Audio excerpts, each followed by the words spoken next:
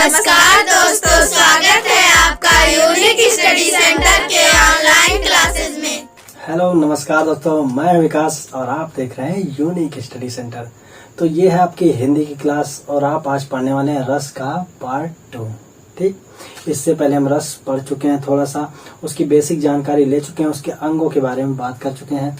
उससे पहले हमने अलंकार की वीडियो डाल दी। अगर आपने नहीं देखा है तो जाइए उसको देखिए। अगर पसंद आता है तो लाइक शेयर और सब्सक्राइब करना मत भूलिए। और उससे भी पहले हमने जितने क्लास डाले हैं, अगर आप वीडियो पर नए हैं, हमारे चैनल पर नए हैं, तो उसको देखना मत भूलिएगा। तो दोस्तों आइए बढ़ते हैं वीडियो की तरफ, बने रहिए वीडियो में अंत तक पूरी जानकारी के लिए। तो हमने क्या बात कर लिया था, रस के जो है हमने बेसिक जानकारी ले ली थी। ठीक, बेसिक जानकारी में क्या रस होते क्या, रस एक आनंद होता है। ठीक, जब कोई चीज लिखते हैं, कोई चीज पढ़ते हैं, सुनते हैं, तो उससे जो हमें आनंद की अनुभूति होती है उसे हम रस कहते हैं। ठीक, और क्या हमने पढ़ा था, रस भरत मुनि के अनुसार जो उन्होंने अपने ग्रंथ नाट्य शास्त्र में रस का उल्लेख सर्वप्रथम किया था, उसमें कितने थे, उसमें 8 थे। ठीक, और नाटक विधा के अनुसार 9 थे और सर्वमत के अनुसार कितने थे, 11 थे। ठीक, तो हमने क्या बताया था, जब आपके एग्जाम में आएगा कि रस की कुल संख्या कितनी है या रस कितने प्रकार के होते हैं, आप 11 बताएंगे। लेकिन जब आपसे पूछा जाएगा नाटक विधा के अनुसार तो 9 बताएंगे और सर्वमत के अनुसार 11 भी बताया जाएगा उसका भी। और जब भरत मुनि के अनुसार पूछा जाएगा तो आप 8 बताएंगे। ठीक, अब आज हम आपको बताएंगे कौन कौन सा किसने दिया है, 8 किसने दिया, 9वां किसका है और आगे किसका है। उसके बाद इससे पहले हम बात करें क्या, रस के अवयव की बात की थी हमने। अस्थाई भाव जो हमारे 9 प्रकार के होते हैं, जो हमेशा हृदय में अस्थाई रहते हैं। ठीक, सबके, और एक बार में एक ही भाव जगता है। ठीक, एक समय में एक ही अस्थाई भाव। और बात की थी हमने विभाव की। विभाव में हमारा था क्या, आलम्बन था, उद्दीपन था। आलम्बन में आश्रय आलम्बन, विषय आलम्बन। आश्रय आलम्बन जिसके हृदय में भाव जगता है, और विषयालंबन मतलब जिसके प्रति या जिसके कारण भाव जगता है। और हमारा उद्दीपन क्या था, और यहाँ आलम्बन आपका सजीव होता है, उद्दीपन आपका निर्जीव होता है। उद्दीपन में क्या था, जिस स्थिति या परिस्थिति के कारण जगता है भाव, उसे हम उद्दीपन कहते हैं। जैसे चांद है, चांदनी रात है, हवा का झोंका है, बारिश है, कोयल का कूकना है, मतलब जिससे हमें किसी परिस्थिति की याद दिलाए, कुछ चीज की याद आ जाए, तो उसे हम क्या कहेंगे, उद्दीपन कहेंगे। और आश्रयालंबन क्या था, अगर नायक है तो नायिका के प्रति, और नायिका है तो नायक के प्रति या उसके कारण। ठीक, और हमने क्या अनुभाव की बात की। अनुभाव में हमारे 4 थे। आप कायिक अनुभव था, आपका वाणी का अनुभव था, और आपका जो है एक वेशभूषा के आधार पर था, एक आपका सात्विक था, मतलब जो आपके क्या बोलते हैं ऑटोमेटिक होता है। ठीक, अपने आप जो चीज हो जाती है, जैसे आंसू, आंखों में आंसू आ जाना, कंपन होना। ठीक, उसको मानसिक भी बोल सकते हैं, मानसिक, आपके मानसिक कंट्रोल में होता है वो। ठीक, और बात क्या किया था, संचारी भाव आपके जो 33 होते हैं, जिनके बारे में हमने आपको यहाँ पे वो दिखा दिया था कि इमेज में कितने हैं, क्योंकि सारा लिखता तो वीडियो बहुत लंबा हो जाता है। मैंने आपको पढ़ के बता दिया था। और वो आपके संचरण करने वाले, मतलब आने जाने वाले भाव थे, जो हमेशा एक से ज्यादा रस में मिल जाएंगे आपको। ठीक, अब हम क्या बात करने वाले हैं, आज हम रस के प्रकार के, रस के अंग के बारे में बात हुई, रस का बेसिक जानकारी। अब हम रस के प्रकार के बारे में जानने वाले हैं। ठीक, जो हमारे 11 प्रकार के रस होते हैं उनके बारे में। अब देखिए यहाँ पे क्या रस हो गया आपका, और आपका यहाँ पे उसका अस्थाई भाव दे देंगे।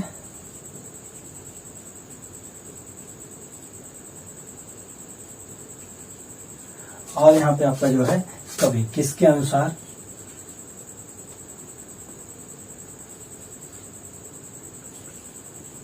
ठीक, कि भरत मुनि के अनुसार कौन था, 9वां किसके अनुसार था, और ये सब किसके अनुसार था। अब देखिए यहाँ पे क्या हो गया आपका,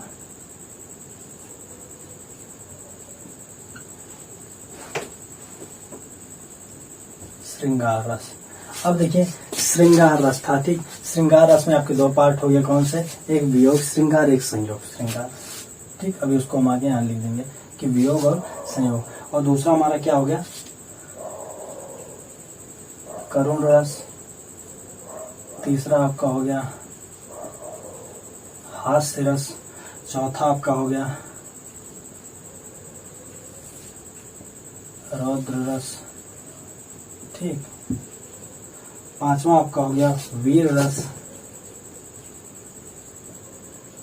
फिर विभत्स रस, और आपका हो गया भयानक रस,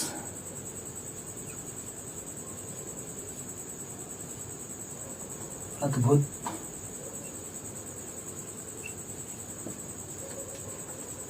फिर आपका शांत रस,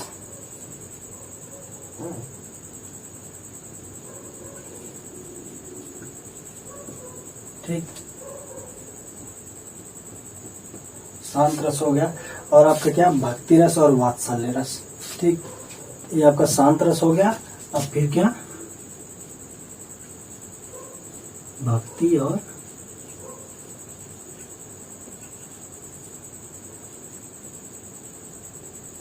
ये आपका क्या हो गया, ये हो गया आपका वात्सल्य। कितने हो गए, श्रृंगार रस, करुण रस, हास्य रस, रौद्र रस, वीर रस, विभत्स रस, भयानक रस, अद्भुत रस, शांत रस, भक्ति रस और वात्सल्य रस। तो कितने हमारे हो गए देखिए, 1 2 3 4 5 6 7 8 9 10 और 11 हो गए, ठीक, 11 हो गए। लेकिन अब क्या हमने बताया था कि एक शुरू में सबसे पहले किसने दिया था, रस का उल्लेख किसने किया था, भरत मुनि जी ने किया था। कितने, जो हमारे 8। तो पहले से लेकर 8वें तक आपका क्या हो गया, ये भरत मुनि के अनुसार हो गया, ठीक। सबसे इम्पोर्टेंट इसमें कौन सा एक और आ जाता है, शांत रस आता है आपका। क्यों, क्योंकि इसको कभी कभी 9वां रस भी बोल देते हैं, ठीक। एग्जाम में आ जाएगा कि रसों के प्रकार में 9वां रस कौन सा, क्यों, क्योंकि 8 की खोज तो पहले हो चुकी थी, ठीक। अब सीरियल में नहीं गिनना आपको 9वां, क्योंकि 8 पहले हो चुकी थी, तो ये इसके बाद ही आएगा, ठीक, 9वां, कि 9वां रस कौन सा है। 8 पहले था, उसके बाद जो खोज हुई शांत रस की, तो उसके बाद ही उसको जोड़ा गया, तो इसीलिए 9वां रस हो गया। ये नहीं कि इसको यहाँ कर दिया और इसको यहाँ कर दिया, 9 नहीं, 9वां आपका शांत रस हो गया। तो इसको क्या आपको माइंड में याद कर लेना है कि 9वां रस कौन सा है, शांत रस है, ठीक। अब देखिए श्रृंगार रस का हमने क्या बताया था, एक हो गया संयोग, एक हो गया वियोग, ठीक, संयोग श्रृंगार और वियोग श्रृंगार। अब देखिए इनकी हम बात क्या करते हैं, इसका मतलब क्या होता है, इसका भी श्रृंगार का मतलब ही रति होता है, तो इसका भी रति होगा, इसका बस इसमें मिलन होगा, इसमें बिछड़ेगा कोई, ठीक। रति, रति को क्या बोलते हैं हम, स्नेह बोलते हैं या फिर प्रेम बोलते हैं, इसका भी हो जाएगा रति, ठीक। अब देखिए करुण रस, करुण रस का होता है, करुण का क्या होता है, शोक। हास्य का क्या होता है, हास्य का देखिए आपका ह्रास होता है, मतलब किसी पे हंसना, तो उसका ह्रास भी बोल सकते हैं, ठीक। अब देखिए रौद्र रस का क्या हो जाएगा, रौद्र रस का आपका हो जाएगा क्रोध, वीर का हो जाएगा उत्साह, ठीक। विभत्स, भयानक, विभत्स का क्या हो गया आपका, घृणा करना, किसी से घृणा या फिर जुगुप्सा भी कह सकते हैं, ठीक। क्या हो गया, जुगुप्सा, ब्रैकेट में क्या, घृणा, जिससे आपको याद रहेगा। अब भयानक का देखिए क्या, भयानक का हो जाएगा भय, और अद्भुत का क्या हो जाएगा, अद्भुत का आपका हो जाएगा विस्मय, विस्मय या फिर आश्चर्य भी बोल सकते हैं,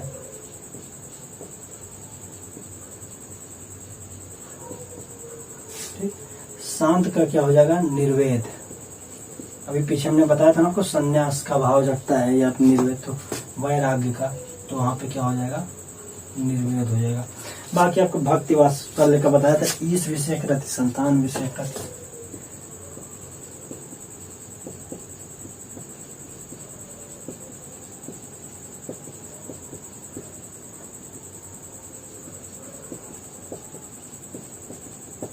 ठीक।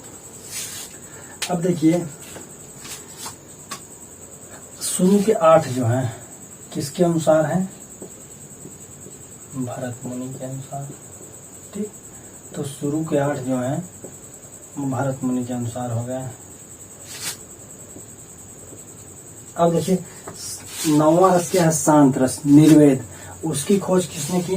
निर्वेद की खोज उद्भट जी ने की थी। ठीक, किसने?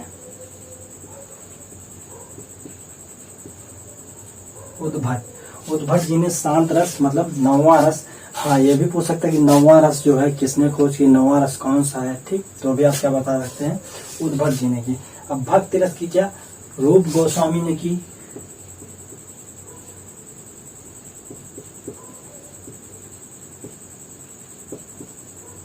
और संतान विषय की विश्वनाथ जी ने की। ठीक, तो यहाँ पे हम क्या है, 11 रस के बारे में जान लिए। कौन कौन से हो गए आपके?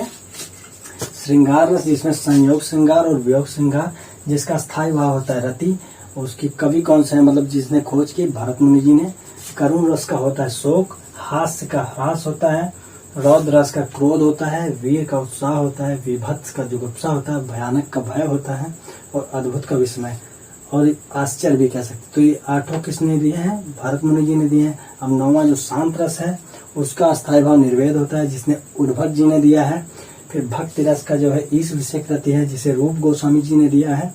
और वात्सल्य रस मतलब संतान विषय की, संतान के प्रति मोह या फिर स्नेह, वो आपका विश्वनाथ जी ने दिया। ठीक,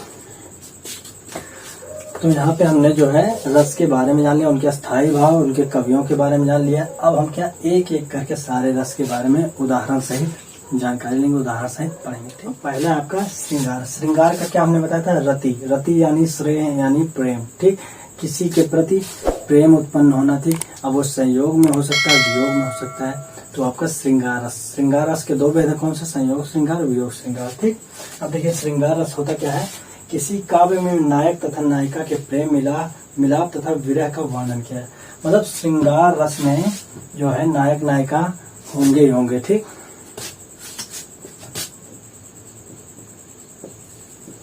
मतलब नायक नायिका के मिलन या फिर विरह का वर्णन। विरह मतलब वियोग। ठीक, क्या किसी काम में नायक तथा नायिका के प्रेम मिलाप तथा विरह का वर्णन किया जाता है, वहां पे श्रृंगार रस होता है। अब देखिए श्रृंगार रस की सबसे बड़ी खासियत क्या होती है, ये बहुत बार पूछा गया है कि रसों का राजा किसे कहते हैं। ठीक, या फिर क्या कह सकते हैं, इसको हम क्या कहेंगे, रसराज कह देंगे। ठीक, इसको हम रसराज या फिर रसों का जो है, रसों का राजा भी कहते हैं। यार कुत्ते परेशान करके समझाओ, क्या कहेंगे इसे? रसों का राजा। जब पढ़ाते हैं तभी ये कुत्ते भौंकते हैं, लगता है हिंदी की ज्यादा जानकारी है उनको। तो क्या हो गया आपका श्रृंगार रस, नायक तथा नायिका के प्रेम मिलन भी प्रेम मिलन कह लीजिए, यहाँ पे ज्यादा सही हो जाएगा। प्रेम मिलन या फिर विरह का वर्णन होता है। और सबसे एग्जाम पॉइंट ऑफ व्यू से क्या, रसों का राजा या फिर रसराज किसे कहते हैं? हम श्रृंगार रस को कहते हैं। अब श्रृंगार रस के 2 भेद कौन कौन से हमने बताया? एक हो गया आपका संयोग श्रृंगार। ठीक, अब इसके बारे में बात करते हैं। संयोग श्रृंगार देखिए क्या होता है, नायक प्लस नायिका, मतलब नायक और नायिका के मिलन या फिर प्रेम, प्रेम मिलन का जो है वर्णन होता है। क्या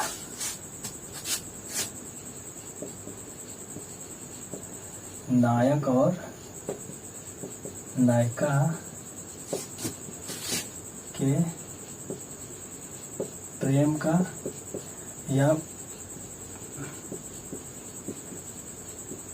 प्रेम मिलन का वर्णन। ठीक, इतना हो गया। ठीक, या फिर नायक नायिका के सौंदर्य का वर्णन हो गया। ठीक,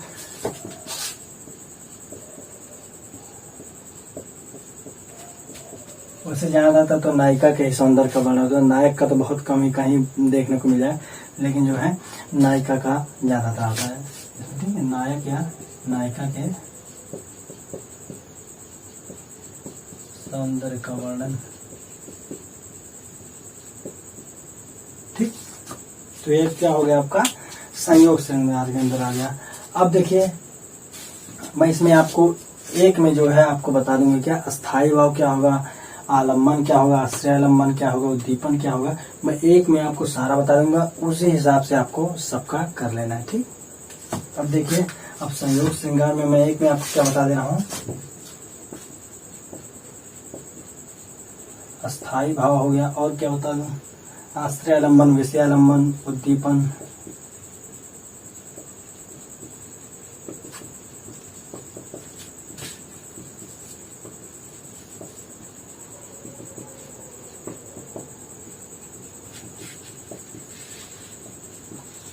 उद्दीपन हो गया, अनुभाव हो गया, और संचारी भाव।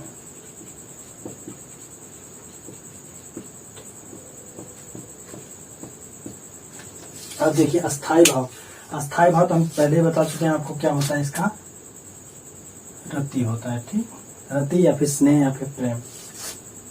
अब देखिए आश्रयालंबन हमने क्या बताया था, जिसके हृदय में भाव उत्पन्न होता है। अब वो यहाँ पे नायक हो सकता है, नायिका भी हो सकता है, कवि भी हो सकता है, ठीक, श्रोता भी हो सकता है, पाठक भी हो सकता है, दर्शक, क्या,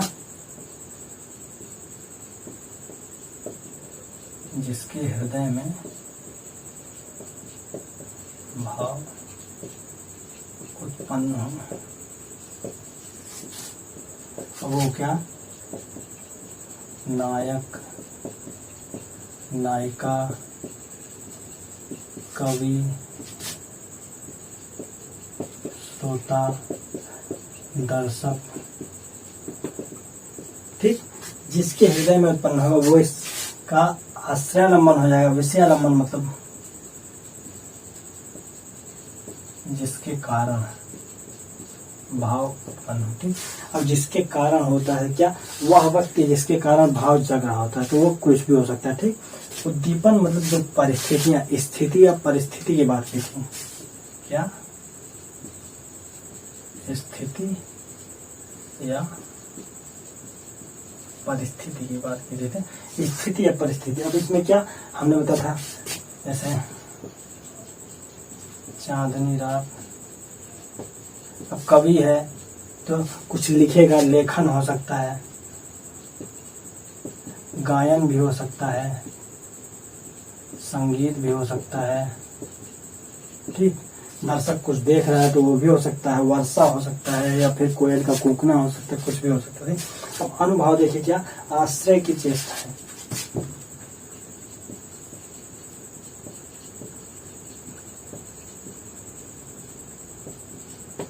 अब आश्रय की चेष्टा में क्या हो जाएगा, जैसे शर्म से आंखें झुकना या फिर मुस्कुराना। ठीक, संयोग श्रृंगार में क्या हो गया, आश्रय की चेष्टा, शर्म से आंखें झुकना या फिर मुस्कुरा, कुछ देख रहे हैं आप, कुछ आपके मन में भाव जाएगा, या तो शर्माएंगे आप या फिर मुस्कुराएंगे। ठीक, क्यों, लेकिन रोएंगे नहीं, क्यों, क्योंकि यहाँ पे केवल और केवल संयोग श्रृंगार की बात हो रही है, इसलिए केवल क्या, मुस्कुराना और शर्माना। ठीक, शर्म से आंखें झुकना और फिर मुस्कुराना। अब ये संचारी भाव क्या हो गया, हर्ष, जिज्ञासा, उत्सुकता और लज्जा। संयोग श्रृंगार के लिए क्या हो जाएगा, हर्ष, जिज्ञासा, उत्सुकता। ठीक, आदि हो जाएगा। अब इतना क्या हो गया, ये आपका अस्थाई भाव। अब इतना हो गया। अब जब हम कोई उदाहरण लेंगे ना, तो हमें वहां पता चलेगा आश्रयालंबन है क्या, विषयालंबन किसके बारे में है। ये जब उदाहरण लेंगे तब हमें पता चलेगा। ठीक, तो हम एक उदाहरण लेके इसकी बात कर लेते हैं, क्या, संयोग श्रृंगार की बात कर लेते हैं। ठीक,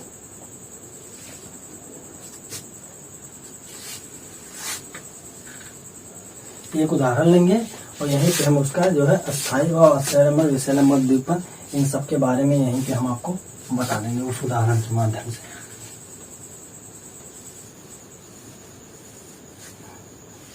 तो देखिए, जैसे बतरस लालच लाल की,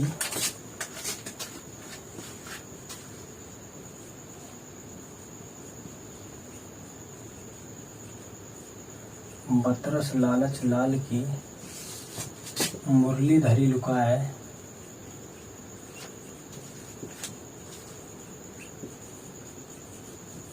ठीक। बतरस लालच लाल की मुरली धरे लुका है, और सौ करे भवन हुसैन।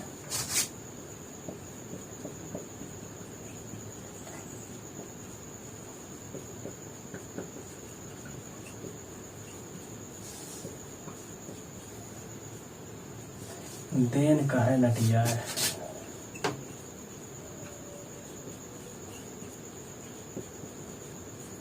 ठीक। अब देखिए यहाँ पे क्या, पहले तो इसका हम अर्थ जाने, बतरस लालच लाल, यहाँ पे क्या राधा और कृष्ण की बात हो रही है। ठीक, कि बतरस लालच लाल की मतलब उनसे बात करने के लालच में राधा ने क्या उनकी मुरली छिपा दी है। ठीक, मतलब उनसे बात करने के लालच में उनकी मुरली छिपा दी है। ठीक, और क्या उनसे क्या सौह करे भवन हुसैन, मतलब और सौह करे मतलब कसम खाती, बार बार कसम खाती कि मैंने नहीं छिपाया नहीं छिपाया। ठीक, और मन ही मन में मतलब आंखों आंखों में वो हंसती रहती हैं, उनको देने से मना कर देती हैं। ठीक, तो क्या हो गया आपका यहाँ पे क्या नायक और नायिका में क्या राधा और कृष्ण की बात हो रही। ठीक, अब देखिए यहाँ पे इसके अस्थाई भाव की बात कर लेते हैं। देखिए इसके अस्थाई भाव की जब बात करेंगे, इसका अस्थाई भाव क्या हो जाएगा, रति तो हो जाएगा। ठीक, क्योंकि श्रृंगार है तो रति होगा। ठीक, स्नेह और प्रेम होगा। अब आश्रयालंबन की बात करते हैं। यहाँ पे देखिए आश्रयालंबन राधा है और विषयालंबन कृष्ण है। कैसे, अब जिसके हृदय, क्योंकि राधा जो उनसे बात करना चाह रहे हैं, राधा के मन में उत्सुकता जग रही है ना, तो राधा आश्रयालंबन हुए, जिसके कारण मतलब कृष्ण जी के कारण, क्योंकि कृष्ण जी उनसे रूठे नहीं बात कर रहे हैं, तो कृष्ण के कारण राधा के मन में हो रहा है, तो आश्रयालंबन राधा विषयालंबन कृष्ण हो गए। अब देखिए उद्दीपन, उद्दीपन का मतलब वो स्थिति वो परिस्थिति, मतलब राधा का वो क्या मुरली का छिपाना। कैसे, मुरली का छिपाना, तो मतलब वो बात करना चाहते हैं तो उनके मुरली को उनको मुरली के छिपा रही हैं, तभी तो वो उनके पीछे आ रहे हैं। मतलब वो उद्दीपन वो परिस्थितियां बना रही हैं, वो मुरली को न छिपाए होती तो वो जो उनके पीछे नहीं आते मुरली मांगने, तो वो जो है क्या हंसती नहीं, वो कसम नहीं खाती थी। तो क्या मुरली को छिपाना क्या हो गया, एक उद्दीपन हो गया, स्थिति परिस्थिति होगी। अब बात करते हैं यहाँ पे अनुभाव के। अनुभाव हो जाएगा, अनुभाव का क्या, राधा का हंसना कमर सौगंध लेना। अब क्या हमने बताया था, अनुभव क्या होता है, आश्रय की चेष्टाएं, मतलब इन सब के बाद उद्दीपन के बाद जो हमारे क्रिया और प्रतिक्रिया होता है। क्रिया क्या होता है, वो मांगते हैं तो राधा हंसती है, राधा कसम खाती, मतलब वो क्रिया प्रतिक्रिया मन में जग रही ना, तो वहां पे क्या राधा हंसती हैं और सौगंध लेती हैं, बोलती हैं कि मैंने नहीं छिपाई है। तो वहां पे क्या हो गया, आपका अनुभव हो गया। अब संचारी भाव, संचारी भाव मतलब क्या, उत्सुकता हो जाएगा, बात करने की उत्सुकता। क्यों छिपा रही है, क्योंकि वो बात करना चाहती हैं। तो क्या संचरण करने, क्या बात करने की उत्सुकता।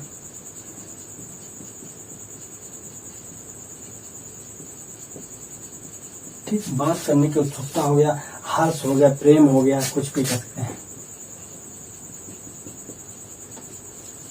बहुत सा संचारी भाव 33 होते हैं, उसमें से कुछ भी, क्योंकि एक रस में कई सारे आते हैं ना, हमने क्या बताया था, एक से ज्यादा रसों में आ सकते हैं संचारी भाव, लेकिन अस्थाई भाव एक रस में एक ही होगा। मतलब इसमें रति है तो क्रोध वाले में कुछ और होगा, शांत वाले में कुछ, लेकिन एक ही होगा। इसमें देखिए संचारी भाव एक ही में कई हो सकते हैं। ठीक, यही हमने समझाना था आपको।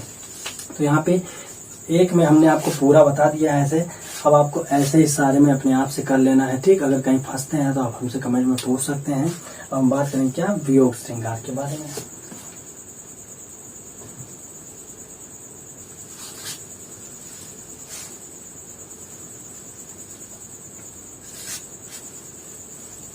बाकी हम जब उदाहरण बताएंगे, एग्जाम्पल लेंगे, तो आपको अस्थाई भाव, अनुभाव, उसका सब एक बार जो हम जुबानी आपको ऐसे ही ओरल बताते चलेंगे। ठीक, लिखेंगे नहीं। तो अब क्या बात करते हैं हम, वियोग श्रृंगार की बात करते हैं।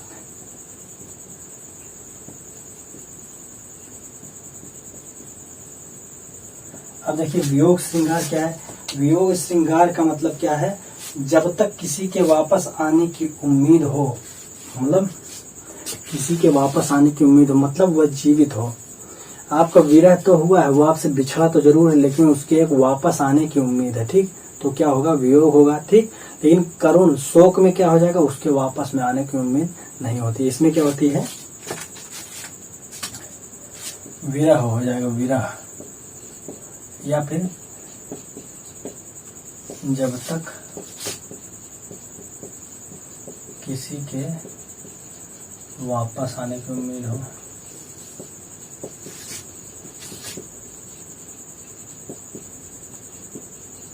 तो वहां पर क्या हो जाएगा, वहां पर हमारा हो जाएगा वियोग श्रृंगार हो जाएगा। पर इसमें इंक डाल नीला वाला। ठीक, तो क्या हो गया, यहाँ पे आपका वियोग श्रृंगार हो गया, क्या विरह होगा, या फिर विरह कब, जब तक उसके वापस आने की उम्मीद हो, मतलब वह जिंदा होना चाहिए। ठीक, तो वहां पे आपका विरह हो जाएगा। ठीक, अब इसमें देखिए क्या आपका उदाहरण लिख लेते हैं।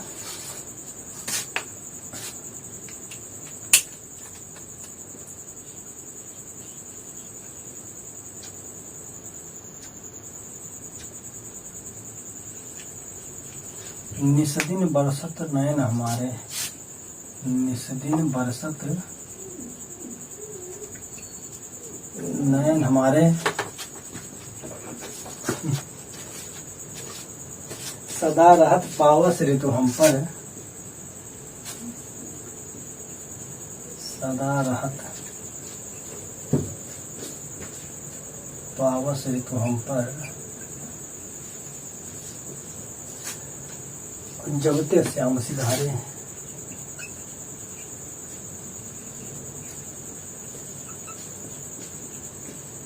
सिधारे का मतलब गए हैं, जब से छोड़ के गए हैं तब से। ठीक, सिधारे का मतलब ऊपर सिधारने वाला नहीं। तो इसमें देखिए क्या, इसमें एक वियोग का भाव हो रहा है कि जो है कृष्ण भगवान जो है कहीं दूर चले गए हैं, छोड़कर चले गए हैं, तो उनके वियोग में क्या कह रही हैं, यहाँ पे गोपियां कह रही हैं। ठीक, गोपियां क्या कह रही हैं, निस्दिन बरसत नैना, मतलब रोज हमारे नैनों से बरसात, मतलब रोज हमारे आंखों से गिरते हैं। सदा रहस पाव, मतलब हमारे ऊपर सदा पावस ऋतु बनी रहती है, जब से श्याम हमसे दूर चले गए हैं। मतलब गोपियां यहाँ पे विरह दिखा रही, जब से श्याम दूर गए हैं हमारे नैनों से अश्रु बहते रहते हैं, रुकते ही नहीं, हम पे सदा जो है पावस ऋतु बनी रहती है। अब बात करते हैं इनके, देखिए हम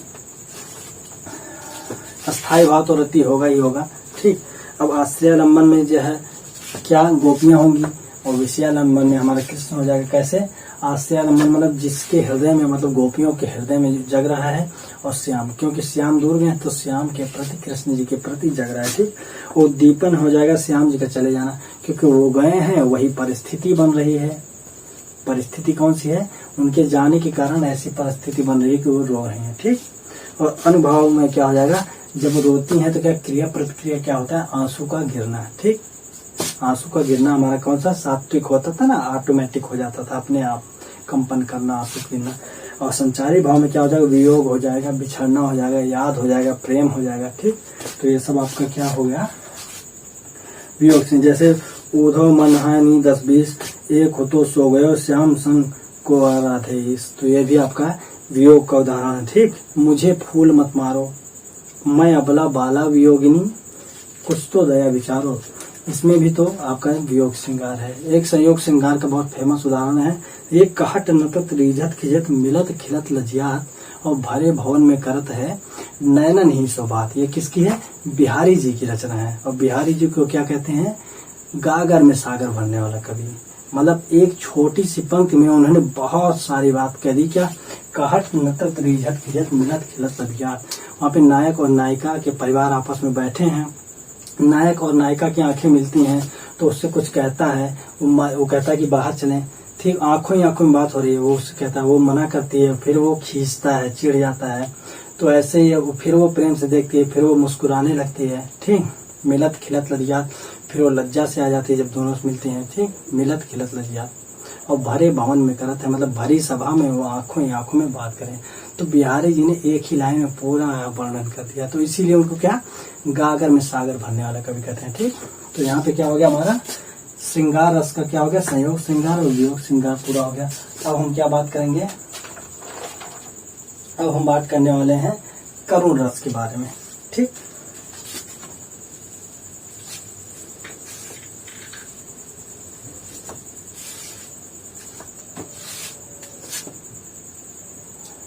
दूसरा आपका क्या हो गया, करुण रस। ठीक, अब देखिए करुण रस क्या होता है। करुण रस जो आपका होता है उसमें क्या बताया था हमने, वियोग में जब कोई इंसान जिंदा होता है, किसी के वापस आने की उम्मीद होती है तो वियोग होता है। इसमें क्या होता है, इंसान की मृत्यु हो गई हो या फिर जो है कोई गरीबी के कारण दुखी हो,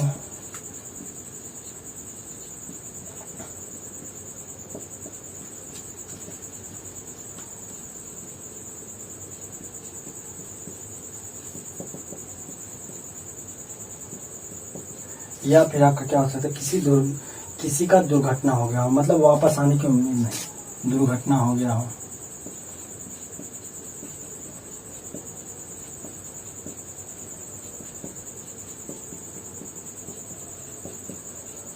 मतलब इंसान की मृत्यु हो गई, उसके वापस आने की उम्मीद ना हो, या फिर किसी गरीबी के कारण कोई दुखी हो, किसी की दुर्घटना हो गई हो, तो वहां पे क्या हो जाएगा, आपका करुण रस हो जाएगा। इसका स्थायी भाव क्या होता है, इसका स्थायी भाव जो होता है वो होता है शोक। शोक हम कब मनाते हैं, जब कोई चला जाता है हमेशा के लिए, जब कोई वापस कोई चीज हमसे हमेशा के लिए बिछड़ जाती है तो क्या हो जाता है, वहां पे शोक हो जाता है। ठीक, अब देखिए इसमें उदाहरण ले लेते हैं, कौन सा, सखी वे मुझसे कहकर जाते हैं,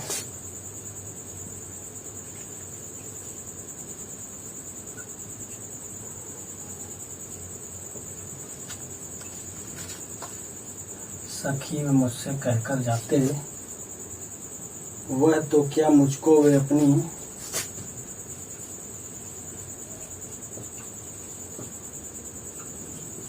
वह तो क्या मुझको वे अपनी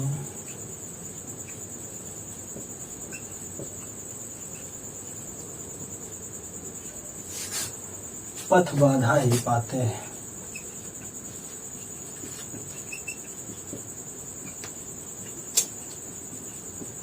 ठीक, अब देखिए इसमें क्या, यशोधरा की बात हो रही है, यशोधरा की बात हो रही है ना, जब उनके पति जो है उनको छोड़ के एक वहां क्या ज्ञान की प्राप्ति के लिए निकल पड़े थे। ठीक, उनको छोड़ के संन्यास ले लिए थे, यहाँ पे क्या संन्यास ले लिए थे, ज्ञान के लिए प्राप्ति के लिए उनको पूरा महल पूरा सुख सुविधा छोड़ के चले गए थे। तो तब की बात कह रही है कि वो अपने क्या सखियों से क्या कह रही हैं, सखी वे मुझसे कहकर जाते, वह तो क्या मुझको वे अपनी पथ बाधा ही पाते। तो क्या बोला उन्होंने अपनी सखियों से, सखी अगर वो मुझसे कहकर जाते तो क्या मैं उनके पथ की बाधा बन जाती। यही बात करें ना, आगे बहुत लंबी है लाइन, मैं पूरा नहीं लिखूंगा, तो मैं बस यहाँ पे आपको दिखा दे रहा हूँ करुण रस, क्योंकि वो गए हैं तो दोबारा वापस लौट के अपने उस जीवन में नहीं आए हैं, वो हमेशा के लिए संन्यास धारण कर लिया उन्होंने। ठीक, तो यहाँ पे क्या करुण रस की बात हो रही है कि मतलब वो इंसान हमेशा के लिए चला गया। ठीक, तो इसके स्थायी भाव की बात कर लेते हैं। देखिए इसका स्थायी भाव जो है वो आपका शोक है। ठीक, स्थायी भाव शोक है, मैंने बता ही दिया है। आश्रयालंबन क्या हो जाएगा, जिसके मन में शोक का भाव जगा हो। विषयालंबन हो जाएगा, जिसके कारण मन में शोक जगा हो। उद्दीपन में परिस्थितियां जैसे मृत्यु है, दुर्घटना है, हमेशा के लिए विरह है।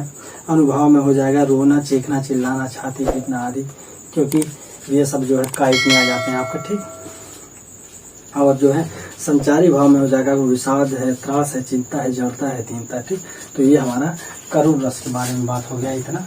ठीक, अब देखिए इतना हमने आपको बता दिया है। अब जो इसके आगे का पार्ट हम आपको अगली वीडियो में देने वाले हैं। ठीक, तो जो है अगर आपको इतना समझ में आ गया है तो वीडियो को शेयर, सब्सक्राइब और लाइक करना ना भूलें। अगर वीडियो पे नए हैं हमारे तो शुरू से वीडियो को देखिए और कमेंट सेक्शन में हमें सुझाव दीजिए। अगर हमसे कुछ गलती होती है या फिर कुछ अलग तरीके से पढ़ाना तो हमें कमेंट सेक्शन में सुझाव जरूर दीजिए। ठीक दोस्तों, तो मिलते हैं अगली वीडियो में एक नए जोश, एक नए टॉपिक के साथ। तब तक के लिए जय हिंद, वंदे मातरम।